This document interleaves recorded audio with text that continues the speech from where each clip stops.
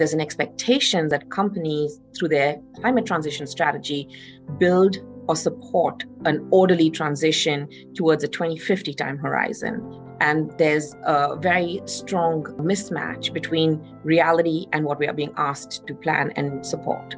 A key challenge that I see the industry facing right now is this disconnect between where we really are and what we want to plan for. There's no one out-of-the-box solution today that allows us to say, this is how our society will experience changes in extreme events in the future. Many in the financial services industry are focused on portfolio level transition. What we did at Liberty is to step back and say, how good are the models? How good is the data quality?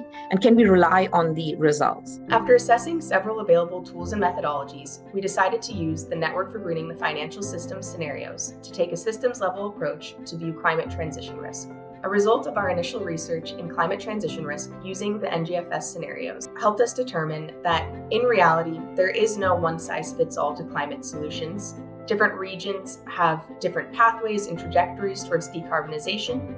And in reality, this is something that the financial sector has to take into account to understand that different regions will need different approaches and solutions, and climate scenario analysis is just one method in which they can understand and take a systems level approach to determining how different solutions could possibly have unintended consequences, and really implement the idea that it's a coordinated approach we need and not necessarily a drive towards common action.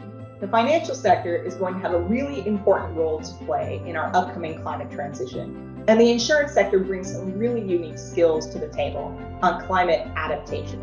So that means not just looking at how changes in climate-driven hazards will increase in the future, but how we can make decisions within our built environment and our society to reduce our vulnerability to climate change and mitigate those impacts so that what people actually feel and what they experience is not so severe. It's important to note that we're only just starting our journey with this particular research, and it's important that we continue to combine the expertise of the financial sector with the scientific research community in order to continue to improve these tools for future use. One of the only things I can predict about the future is that in order for us to make progress, we have to be willing to take a pause and rethink everything based on new data, new science, and breakthroughs in technology. So this is an area where insurance is really excited to step up to the table, but we need to make sure that when we try to do good, we do it well.